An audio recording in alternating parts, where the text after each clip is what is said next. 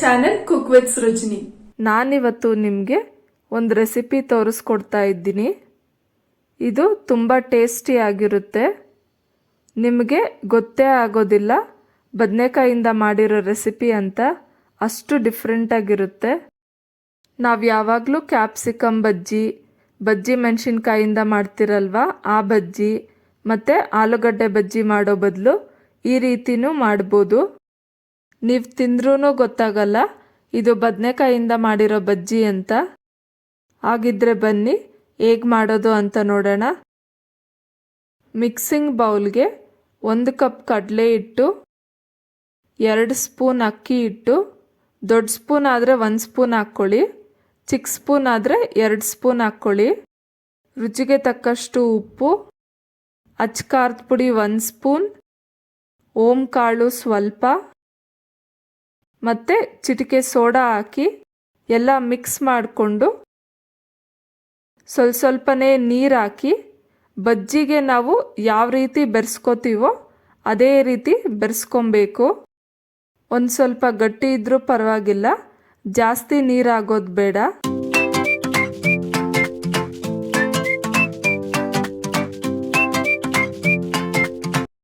ಈ ಒಂದು ಹದದಲ್ಲಿ ಮಿಕ್ಸ್ ಮಾಡಿಕೊಂಡು ಅದನ್ನು ಪಕ್ಕಕ್ಕಿಟ್ಟು, ಈಗ ಇನ್ನೊಂದು ಬೌಲ್ಗೆ 1 ಸ್ಪೂನ್ ಅಚ್ಕಾರದ ಪುಡಿ, ಸ್ವಲ್ಪ ಉಪ್ಪು, ಯಾಕಂದರೆ ನಾವು ಆಲ್ರೆಡಿ ಕಡಲೆ ಹಿಟ್ಟಿಗೆ ಹಾಕ್ಕೊಂಡಿದ್ವಿ ಅದಕ್ಕೋಸ್ಕರ ಇಲ್ಲಿ ಸ್ವಲ್ಪನೇ ಹಾಕ್ಕೊಬೇಕು, ಮತ್ತು ಜೀರಿಗೆ ಪುಡಿ 1/4 ಸ್ಪೂನ್, 1 ನಿಂಬೆಹಣ್ಣು ಕಟ್ ಮಾಡಿ ಅದರ ರಸ ಹಿಂಡಿ ಹಾಕ್ಕೊಳ್ಳಿ.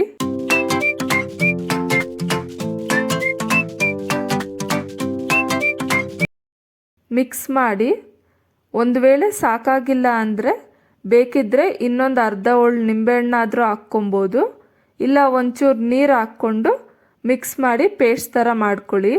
ಈ ರೀತಿ ಪೇಸ್ಟ್ ಮಾಡ್ಕೊಂಡಾದ್ಮೇಲೆ ಎಳೆಯದಾಗಿ ಫ್ರೆಶ್ ಆಗಿರೋ ಬದನೆಕಾಯಿ ತೊಗೊಂಡು ಒಟ್ಟು ಕಟ್ ಮಾಡಿ ತೆಗೆದುಬಿಡಿ. ಆಮೇಲೆ ಈ ರೀತಿ ಸೈಡಲ್ಲಿ ಸ್ವಲ್ಪ ಕಟ್ ಮಾಡಿ ತೆಗೆದಾದ್ಮೇಲೆ ಸ್ಲೈಸಸ್ ಕಟ್ ಮಾಡ್ಕೊಳ್ಳಿ. ತೀರಾ ದಪ್ಪನೂ ಬೇಡ ಅಥವಾ ತೀರಾ ತೆಳ್ಳಗೇನೂ ಬೇಡ, ಆ ರೀತಿ ಎಲ್ಲ ಕಟ್ ಮಾಡಿಕೊಂಡು ಒಂದು ಸ್ವಲ್ಪ ಬದನೆಕಾಯಿ ಬಾಯಿಗೆ ಸಿಗೋ ಥರ ಇರಬೇಕು. ಬದನೆಕಾಯಿ ಕಟ್ ಮಾಡ್ಕೊಂಡಾದ್ಮೇಲೆ ಜಾಸ್ತಿ ಹೊತ್ತು ಬಿಡಬೇಡಿ, ಕಪ್ಪಗಾಗ್ಬಿಡುತ್ತೆ.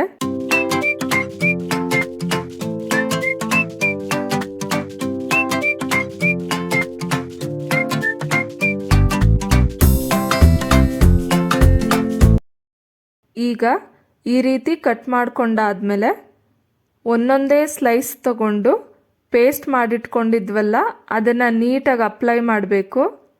ಒಂದು ಸ್ವಲ್ಪ ಜಾಸ್ತಿನೇ ಅಪ್ಲೈ ಮಾಡ್ಕೊಳ್ಳಿ, ಟೇಸ್ಟ್ ಚೆನ್ನಾಗಿರುತ್ತೆ. ಅಪ್ಲೈ ಮಾಡಿಕೊಂಡು ಚಿರೋಟಿ ರವೆನಲ್ಲಿ ಎರಡೂ ಕಡೆ ಡಿಪ್ ಮಾಡಿ ಪಕ್ಕಕ್ಕಿಟ್ಕೊಳ್ಳಿ. ಒಂದು ವೇಳೆ ನಿಮಗೆ ಉಪ್ಪು ಖಾರ ಹುಳಿ ಲೈಟಾಗಿ ಬೇಕು ಅಂದರೆ ಲೈಟಾಗಿ ಅಪ್ಲೈ ಮಾಡ್ಕೊಳ್ಳಿ. ಬದನೆಕಾಯಿಗೆ ಈ ರೀತಿ ಪೇಸ್ಟ್ ಹಚ್ಚಿ ಬಜ್ಜಿ ಮಾಡೋದ್ರಿಂದ ನಿಮಗೆ ಬದನೆಕಾಯಿ ಅನಿಸೋದೇ ಇಲ್ಲ. ಮತ್ತು ತಿಂತಾ ಇದ್ದರೆ ಉಪ್ಪು ಖಾರ ಹುಳಿ ಬಾಯಿಗೆ ಸಿಗೋದ್ರಿಂದ ಟೇಸ್ಟೂ ಚೆನ್ನಾಗಿರುತ್ತೆ.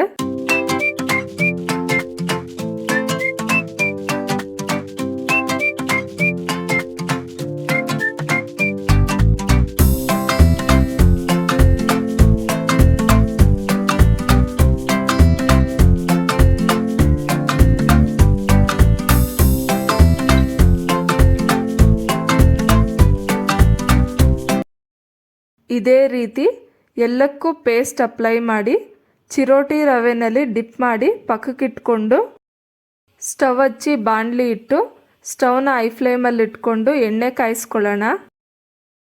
ಎಣ್ಣೆ ಕಾದಿದೆಯೋ ಇಲ್ವೋ ಅಂತ ಚೆಕ್ ಮಾಡಿ. ಎಣ್ಣೆ ಕಾದಿದ್ರೆ ಪೇಸ್ಟ್ ಹಚ್ಚಿರೋ ಬದನೆಕಾಯಿ ತಗೊಂಡು ಕಡಲೆ ಹಿಟ್ಟಲ್ಲಿ ಎರಡೂ ಕಡೆ ಡಿಪ್ ಮಾಡಿ ಎಣ್ಣೆಯಲ್ಲಿ ಹಾಕಬೇಕು. ಕಡಲೆ ಹಿಟ್ಟು ಗಟ್ಟಿಯಾಗಿದ್ದರೆ ಚೆನ್ನಾಗಿ ಅಂಟ್ಕೊಳ್ಳುತ್ತೆ. ಅದೇ ಸ್ವಲ್ಪ ನೀರಿದ್ದರೆ ಬದನೆಕಾಯಿಗೆ ಸರಿಯಾಗಿ ಅಂಟೋದಿಲ್ಲ. ಇದೇ ರೀತಿ ಬದನೆಕಾಯಿನ ಡಿಪ್ ಮಾಡಿ ಎಣ್ಣೆನಲ್ಲಿ ಹಾಕ್ಕೊಂಡು ಈಗ ಮೀಡಿಯಂ ಫ್ಲೇಮಲ್ಲಿಟ್ಟು ನಿಧಾನಕ್ಕೆ ಎರಡೂ ಕಡೆ ಚೆನ್ನಾಗಿ ಬೇಯಿಸಬೇಕು. ಒಂದು ವೇಳೆ ಹೈ ಫ್ಲೇಮಲ್ಲಿ ಇಟ್ಕೊಂಡೇ ಬೇಯಿಸಿದ್ರೆ ಕಡಲೆ ಹಿಟ್ಟು ಕೆಂಪಗಾಗ್ಬಿಡುತ್ತೆ, ಒಳಗೆ ಬದನೆಕಾಯಿ ಸರಿಯಾಗಿ ಬೆಂದಿರಲ್ಲ. ಅದಕ್ಕೋಸ್ಕರ ಮೀಡಿಯಂ ಫ್ಲೇಮ್ ಅಥವಾ ಸಿಮ್ಮಲ್ಲಿಟ್ಟು ಬೇಯಿಸ್ಕೊಬೇಕು. ಈಗ ಒಂದು ಕಡೆ ಬೆಂದಿದೆ, ಇನ್ನೊಂದು ಕಡೆ ತಿರುಗಿಸಿ ಆ ಕಡೆನೂ ಬೇಯಿಸ್ಕೊಳ್ಳೋಣ. ಎರಡೂ ಕಡೆ ಬೆಂದ ಮೇಲೆ ತೆಗೆದು ಎಣ್ಣೆ ಎಲ್ಲ ಸೋರಿಸಿ ಒಂದು ಸರ್ವಿಂಗ್ ಪ್ಲೇಟ್ಗೆ ಹಾಕ್ಕೊಳ್ಳೋಣ. ಅದೇ ರೀತಿ ಉಳಿದಿರೋ ಬದನೆಕಾಯನ್ನು ಹಿಟ್ಟಲ್ಲಿ ಡಿಪ್ ಮಾಡಿ ಎಣ್ಣೆನಲ್ಲಿ ಹಾಕಿ ಎರಡೂ ಕಡೆ ಚೆನ್ನಾಗಿ ಬೇಯಿಸಿ ಬೆಂದ ಮೇಲೆ ತೆಗೆದು ಪ್ಲೇಟ್ಗೆ ಹಾಕ್ಕೊಳ್ಳೋಣ.